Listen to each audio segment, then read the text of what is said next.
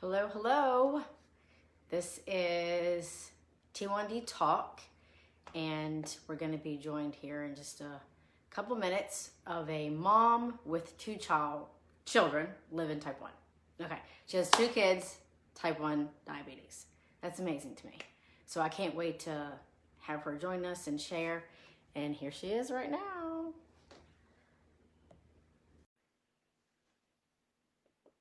It's like she's adding.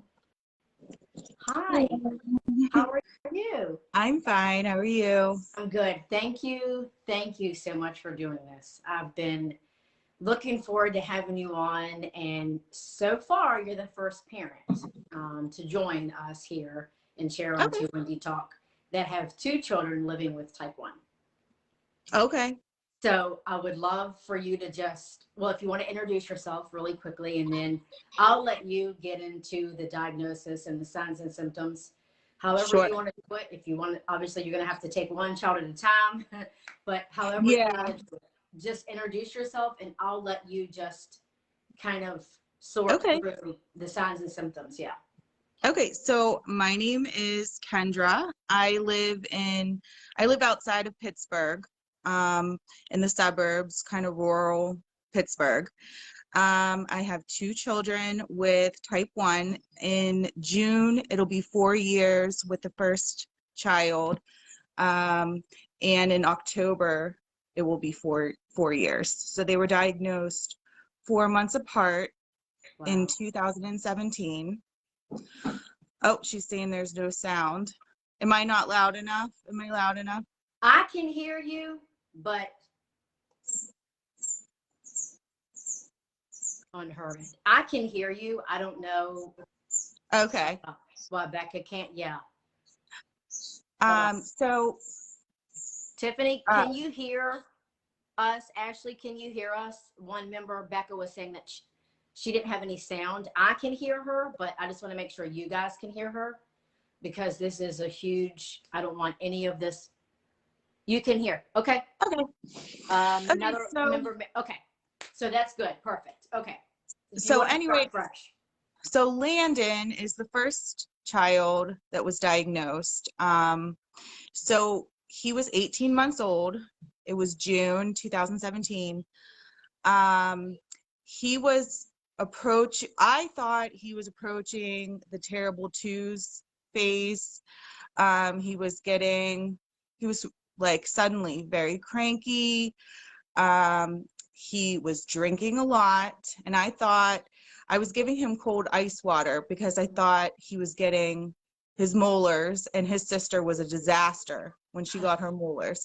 So I was thinking, oh, the cold ice water is really feeling good on his gums. Oh, yeah. Um, then he was wetting his diaper all the way through his pants multiple times a night, which he was not doing before.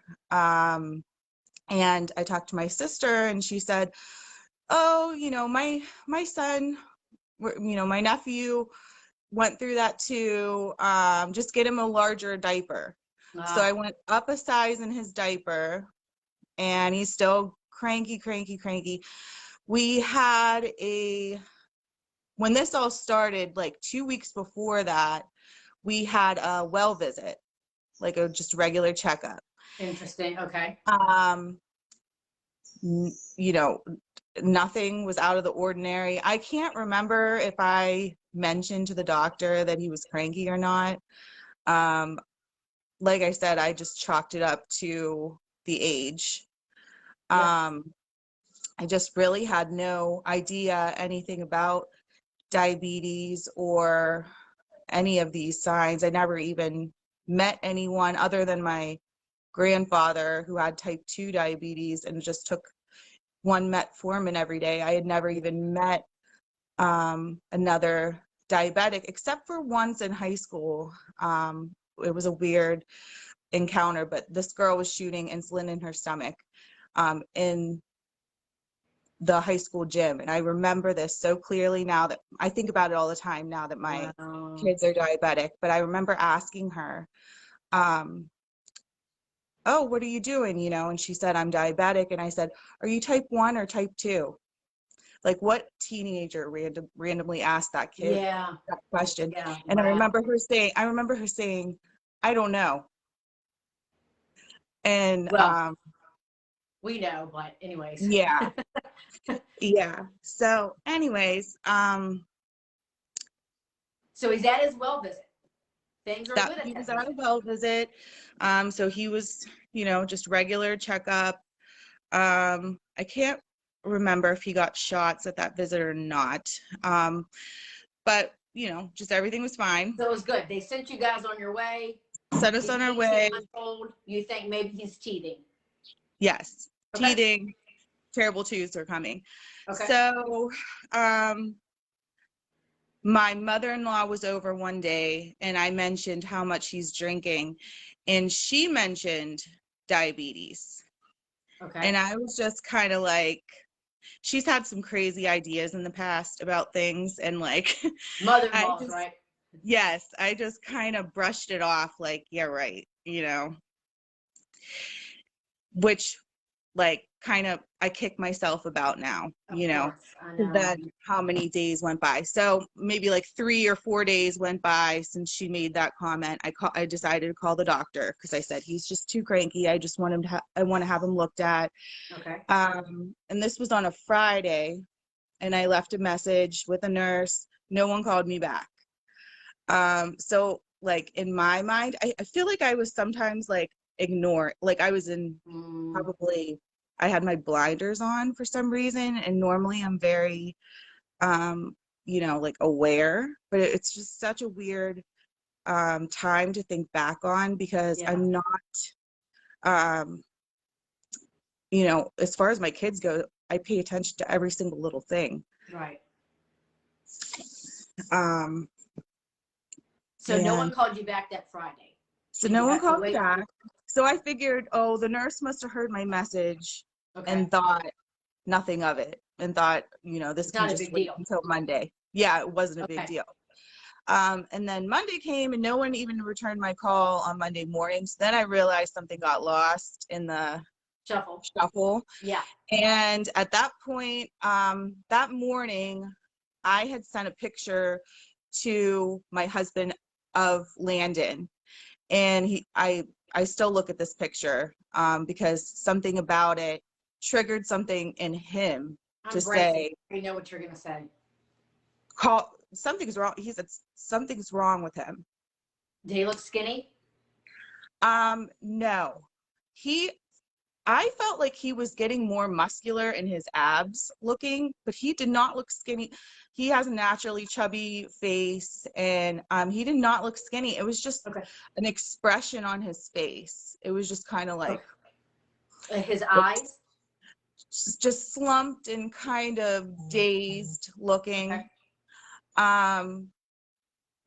And like, again, to me, I didn't see that. I just saw a picture of him and his sister. Okay. But he said that to me, and I was like, okay, so I'm gonna just take him in. I'm just gonna go into the sick hours that afternoon. So we went in. I went in with both my kids, and the doctor whispered to the nurse, go get the glucometer, and they did a finger prick, and he was 550. And they like looked at each other and like gave each other that glance. Like, oh crap. And they said, go straight to the hospital. Yeah. So I was just like a mess. Or is it just you and the two kids? Yeah, it was me. And I usually at that age, I still kept a stroller with me. So I had a stroller, and I remember pushing my stroller through the crowded waiting room. Yeah. And everyone looking at me. Yeah. Because I was just like distraught. Yeah. And I went outside and I called their dad and I told them what they said. And I had just taken a little part-time. Previously I was in marketing for a local bank. But when I had my second child, I decided to take a break from that. Yeah. And I was just like kind of testing what it would be like to work part-time. So I had a little waitressing job. So I called my waitressing job on the way to the hospital, and I told them that my son was going to be in the hospital. And I brought both the kids straight downtown Pittsburgh, which we have a really wonderful, like our local Pittsburgh hospital is one of the best in the I've heard world. that. Yeah. So I'm so lucky for that. Yeah. I just don't know what we would do if we didn't have such a wonderful hospital for them. But So so we you went drove there. there? Did you drive there? I drove there. Yep. You drove there. Okay. And we got there, and first we went to the ER, but they immediately took him to the ICU. And he was in one of those little crib hospital beds, and there was like, I don't even know how many doctors packed in this room, and they all went around the room and introduced themselves. And then they started to explain to me what DKA was. Yeah. And I still like didn't really understand until we actually were admitted and Landon was getting fluids, and they explained to me like he was close to death, like DKA. Like when Is I think anyone about with work, you at this point, or is it just still you and two kids? yes, yeah, my husband was there. We were all there. Okay, Lana, so he my was daughter, with you was at still this. there. Okay. Yeah, it was just us though. So he had ketones for like 2 days. I didn't even know what ketones were. I didn't really even understand. Right. But I knew they kept testing his urine. So we went through 3 days of after the 3 days in the ICU. They stepped him down, and then we did our education. So we were in the hospital for 3 days for his education. We learned that like about glucagon, and that's the one part of the education that really stood out for me. And like I think about it, back when I think about it now, I think, oh, of course I have to have glucagon nearby at all times. But when they actually like told me like what it's for, and the way the nurse put it, like at the time I was thinking, oh my gosh, she's so cold. The way that she said this to me, because we were sitting on the floor like some preschoolers. And I remember there was one diabetes educator who I knew a little bit better now. It was like her first case at the hospital. And the other one was like a veteran, Jackie, and she was very scientific about things. She was very matter of fact, and she laid it out straight, and she did not hold any punches. And so they were giving us the speech on glucagon, and we were sitting down on the floor like some preschoolers looking up at them. And she said, so this is glucagon. You have to have this with you. There will be a day, there will probably be a day in his life where he will need this. And I was like, well, can you give me a scenario? Like, and she's like, okay, so let's say when he's riding his bike one day, he just falls over and starts having a seizure. And I was just at that age, he was still in diapers, so he wasn't even riding a bike yet. So for them to like take that thought of him riding a bike for her to say that, I don't know, it just lit up my mind. And I just remember crying like a really, really desperate, sad cry when she said that. It was like a knife through my heart. And we just had to pull it together because there was no other option. Um, he needed to be taken care of, and it was scary. And I already had like terrible anxiety since I was like a teenager. So this triggered Oh, I every bet. single part of my anxiety, just everything about it. But at the same time, I was like pushing that down because Yeah. your mother mode takes over and Right. and overcomes that feeling, and you just push it away. And so they handed us the vial insulin and his, stack of scripts that we were going to, fill downstairs. And I said, so I take this insulin home and he gets these shots. Like, we practiced and everything, but just the reality of he's going to get these shots every day and we have to give them to him. And the nurse just kind of looked at me like, yes. Yeah. Are you understanding this? Yeah. And Don't so feel because when I went to go pick up the two big, huge bags of prescriptions at the hospital, like pharmacy at the lobby, I really fully didn't even really understand, all of it and how this would all work. So it's a lot. It's a lot when you're already under stress yeah, to try to take it. It is a lot. it is. And so then I forgot the part about TrialNet. So somewhere towards the end of our stay at the hospital with Landon, they mentioned, and it happened to be my cousin who was the head of this like nursing unit that does the TrialNet stuff, came in and he said, you're probably going to want to get tested and have Lana tested, because once you have one child that has diabetes, the chances go up for the other children. And I was just like, are you kidding me? Like that, my mind didn't even go there yet. I bet And not. so I was like, yeah, of course. We want to get tested. We were negative for all the genetic markers that they're able to test for. Wow. And I think they're only able to test for like a handful. And there are possibly hundreds or thousands. So we were negative. Lana was negative. Okay. And How old then was she at this time? she was 3. Okay. So I got home and I was just dealing with, Landon. I was constantly checking him. Yeah. We didn't have a CGM.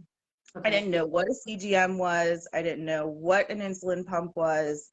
No one brought those things up to me at all in the hospital. It's probably protocol because they don't want to overwhelm you. Yeah. So I was calling the like advice line, the education line a lot to ask questions all the time because I was petrified of because he was so insulin sensitive. A lot of times we had the smallest insulin syringe goes as a half a unit, and a lot of times I would need like 0.2 units. So I got really good at eyeballing and getting all that air out of there and making sure he could get just the tiniest little drop of insulin. And I was pricking his toes all the time. I went for the toes a lot more than the fingers because he was a toddler, always touching stuff. And through the night, I probably checked him way more than I needed to, just because you just don't. I mean, how do you sleep? Oh, yeah. I get it. So I don't remember like the first 2 months of coming home from the hospital. I don't remember anything about 4th of July or that summer or anything at all. Like the rest of the world was black. I completely know what you're talking about. So he was diagnosed in June at 18 months, right? Yes. Then you get a whole 4-month break, and your daughter is diagnosed. Yeah. So around so like the week before Halloween, Okay. she had um, a like a little Halloween party, and they had cupcakes and candy. And it was like a Wednesday or something. And that week she started, I don't know if acting weird is the right way to put it. Like I felt like when Landon, my 18-month-old, when he is his sugar is high, he does not listen. um so she was sort of acting like that, like just not focusing, not paying attention. Oh, okay. That's the first um thing you know. Okay. Interesting. and I was just like, what's going on with her? And then one night, like late, I let them stay up later at night. It was a Saturday night, I think, after the Halloween party. Okay. And she just kind of like, her eyes kind of like rolled around a little bit. And I was like, that's weird. Maybe she's just tired. And the next morning, she asked for her second cup of ice water. I was like, I don't know why I didn't think about this before. I'm just gonna check her sugar. Like thinking, oh, she's gonna be fine, but I'm just gonna check it. And I checked it and it said 462. And I was like, no, no, no, no. Like the kids were just playing with each other on the floor, like just two babies playing on the ground. And I was just like, no, no, no, I don't believe, no. So I washed her foot again and I checked her again and it said 462 again. So I called the hospital and I did the page as if it was Landon so I could get a doctor. Yeah, that was smart. Yeah. And they called me back and they were like, yeah. I was like, so you're basically telling me that you're diagnosing her without even seeing her? And he was like, yeah. If you're sure that you did the blood sugar check correctly, then yes. And So what happened after that phone call? You hang up the phone and then what? hang up the phone and I called their dad and I asked him if he was driving and he said no. And he said, what's wrong? And I said, she has it too. And he was just like, no, like he was crying. And so he left work and it was a Sunday and but he was working extra hours and he left work and we went to the hospital and Did you take her to the ER? yes. Okay. And they confirmed that she had high blood sugar. And then we just went right to the hospital room. She was not in DKA. Yeah. So we caught it early. And we didn't have to stay the whole 3 days either because we had just had the education. So You felt like you needed a parking spot there, probably. yeah, they were just all like, the whole staff felt really bad that we were back there so soon. So then I had already like learned of what a CGM was through conversation with diabetic educators and stuff like that. Even though they made it sound like such a mysterious thing, like it's just weird how I think about it now. They made it sound like it's just something that like hardly anybody has, and it's so rare to get approved for it. And I didn't belong to any moms groups or anything like that. So everything they said was gold to me. Yeah. So this was 2017, right? Yeah. Just for yeah. Okay, I didn't know of any moms groups. And then my sister happened to like find a small moms group in New York that she had a friend recommend for me. And that's when I got all my information. I was just like, oh my gosh, there's so much for me to learn that I didn't even realize. We're not the only ones out there. Oh yeah. And I just started asking away, just asking tons of questions. All I did was Google. All I did was read Yeah. on it. All I did was keep notes on, a notebook with all their blood sugars and trying to find trends and figure it out, manually with a high school calculator. um, and uh, by January, so I had two kids then for 2.5 months or something. And I actually had like some sort of unexplained medical event where I started, my speech was slurring. My speech was slurred all of a sudden. And my husband was like, I don't understand what you're saying right now. And I thought I sounded fine. And I actually had severe exhaustion. And probably I Yeah. may have given myself a stress stroke, like a small stroke. So it was caregiver burnout mixed with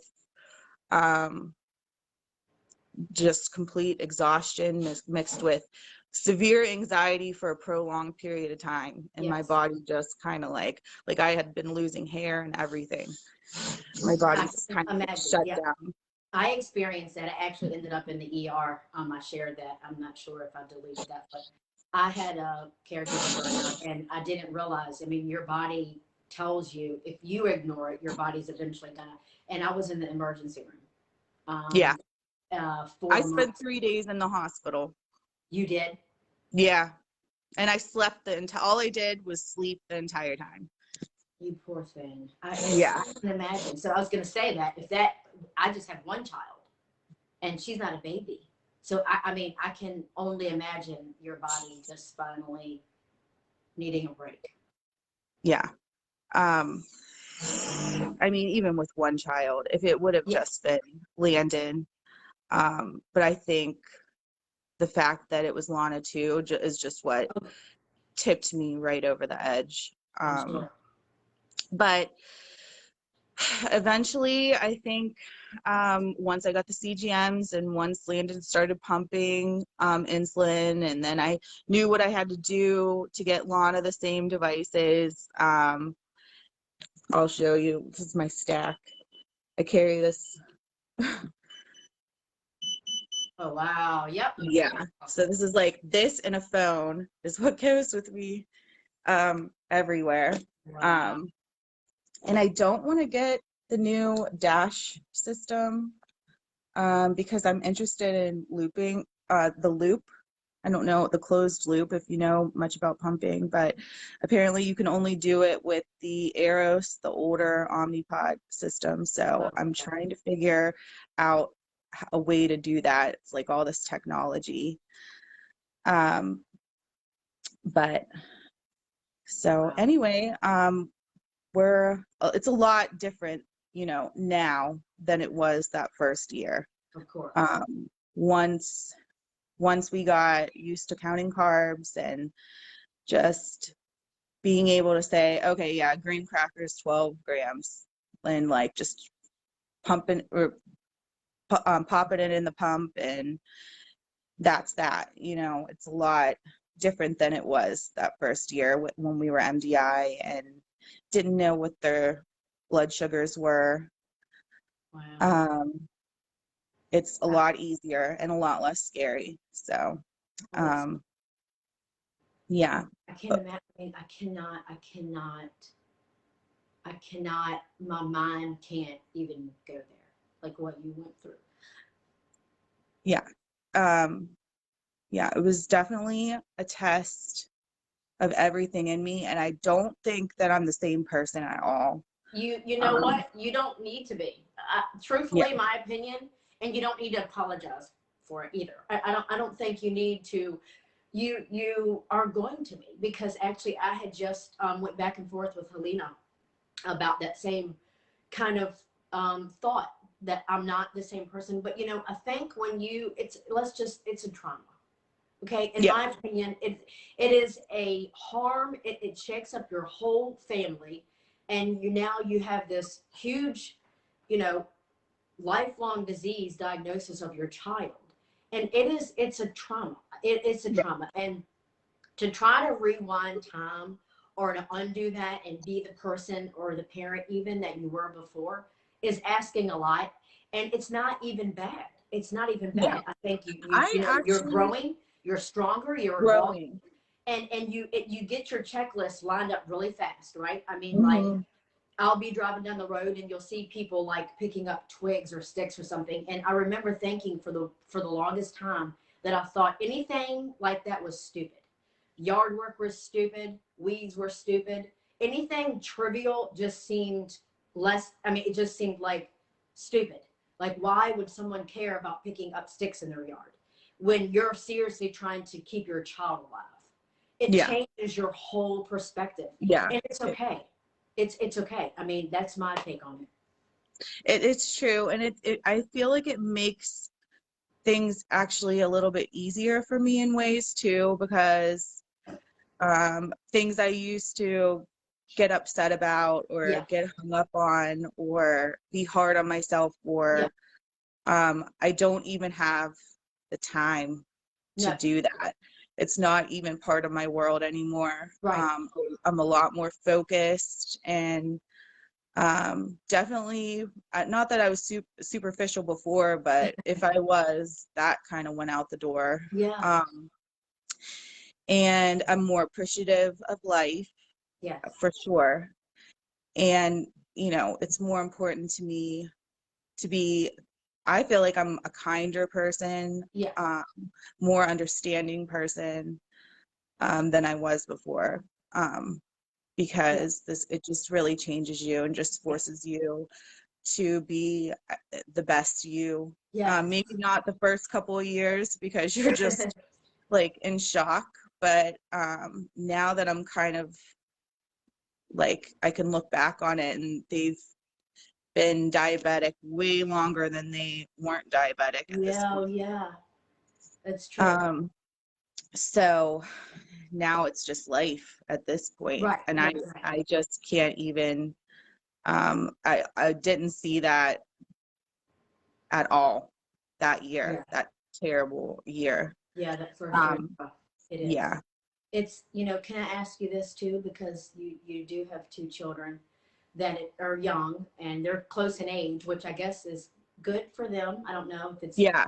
They good for have, you. yes, exactly. That's something I wanted to bring up. Yeah, Those one two of the are going to be doctors, the best of they have each friends. other. First of all, they look like twins, but they have each other, and one of the doctors brought that up to me whenever Lana was diagnosed. Like they'll always have each other, Yeah. and like it's a weird thing Yeah. to like that you. I mean, of course, you're upset that you have a child. This child is now going to be diabetic for the rest of their life, Right. but it's a weird thing to give you like a little bit of peace because it did in a Yeah. very I can strange see. way. It did bring me peace, and I was just kind of like, you're right. They will always have each other. Oh, So yeah. They're going to completely get each other. yeah, Most they definitely. already do. Like they That's a hold each other's beautiful. hands when they're getting their pods. Like I'll say, "Oh, Alana, can you hold Landon's hand?" And she'll say, "It's okay, buddy." Oh, that's You so know. sweet. And their names go so cute together. I love their names, by the way. Yeah, their I dad mean, wanted them. it's an oddly beautiful thing if it had to happen. I mean, it really is in a weird Yeah. way. And I wanted to ask you this because you're almost into that 4-year mark now with both of them. Rounding Mhm. this summer and fall will be. So I Mhm. wanted to ask you, when after you kind of stepped out of that numbness, because I wrestled with this and I want to know if you felt it too. I started to feel confidence from it, kind of surviving it and rounding that corner. Mhm. So I had the kind of like the philosophy that, okay, well, this, we're given this life for a reason. Poor Cassie has this for a reason. Like, we just have to do this. Okay. Like, this is just what we have to do. And I started to round that corner of, okay, well, then it made me start to feel, I don't know if cocky is the right word, not cocky, but like, oh, okay, well, we're doing this for a reason. I have to trust the process. I have to trust this journey. And I started to kind of feel like anybody else in my mind that didn't have like this huge life extra Yeah, you stressor feel like was I have kind a of like, superpower now.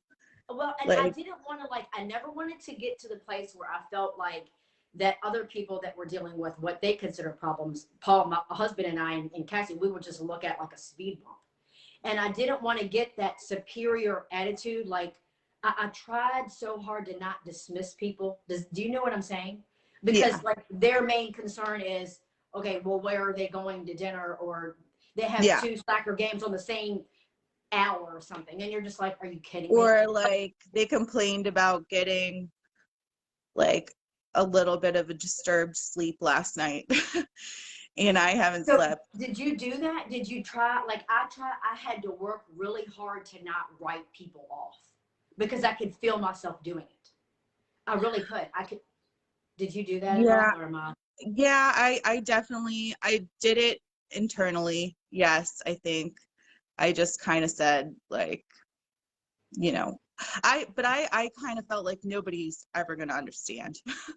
So I'll just keep it to myself, but I made a little mental note like, you know, I just can't even worry about those little things anymore. Yeah, And that's okay. That's yeah, okay because everyone's life is different. yeah, And for whatever reason, this is what was chosen for me. God, I do believe that God um, had a hand in choosing me to be their mom, yes, and their purpose in life is going to be like spectacular, whatever yeah, it is. Like Anna wants to be a doctor. Um, Landon's also interested in being a doctor, like the things that they talk about. And Anna is extremely smart, right? And she could even speak on diabetes herself. Um, your speaker so, is a little muffled. oh, I'm sorry. Yeah. Let's see. So, anyways, I just think everything happens for a reason. Yeah, Um, and yeah, it's just our life now. So, yeah. Would you? Do you want to wrap this up and just go over really quickly the signs and symptoms? yeah, Everybody that watches this will remember, but I love that recap. Because it seems like even with Landon and Lana, they were a little bit different. yes. Yeah, so cranky, thirsty, tired, um, frequent urination, and never be afraid to ask at a pediatrician visit for a blood sugar check. Yeah, It's not part of the pediatric board of standards to no, check for blood sugar. It should be. I They agree. prick for anemia at every visit. Yep, Um, that's it true. takes They do. years. It That's part of takes their blood years work. to die from anemia, but it takes weeks to die from diabetes. You, So wow, that's they could that's a take great that way to put it. same drop. They could take that same drop and test for blood sugar too. And by the way, we left our practice, the practice that Did didn't you? catch diabetes. I just didn't feel confident in them anymore. Yeah, And part of that was just now looking back, like my feelings, but it's not standard to check for I blood sugar. know. It's just not. I know. So it's up to the parent to be aware, and that's one thing that I always stress, especially during diabetes month, or Yeah, November, to ask your pediatrician for a blood sugar check at yeah. every well visit. I know. Wouldn't that be nice? We have to get the word out there, because we were clueless. Everybody. It would have saved Landon. It would Yeah, have saved him from DKA. So I know. Well, I'm glad that you're out of that first year of, hell, yeah, walking around in a stupor. I mean, you really were just yes, kind of existing. You really yes, are. You're just yeah, like a robot. You're just going through the motions. You are. right, right. Thank you so much for doing Thank this. You're you. amazing, amazing mom, amazing person. Aw, thank you. So are Your you. strength is so inspiring even to me. So Aw, thank you so much. thank you. Because the point of this is to share and help, and it says these are worth it. It's one of the reasons that I've decided to put these on YouTube. They're getting kind of lost in the Facebook feed, and it's okay. It happens. You know, it happens, and the algorithms play a part. And these are too important to just get lost. I'm not sitting, you know, no one is coming on and sharing the worst possible moment in their life to have them just get lost. We have to share these and get them out there. So thank you I so agree. much. Yes. Have a good day. Have a Thank you. You good too. Easter. And I Happy appreciate it. Easter. I'd love to see some pictures of them. If you want to share them with me Yes. privately, I'd Yes, love to definitely. see. Yeah. Thank you I so will. much. Thank you. Bye-bye. Nice to Bye-bye. meet you. Nice to meet you too.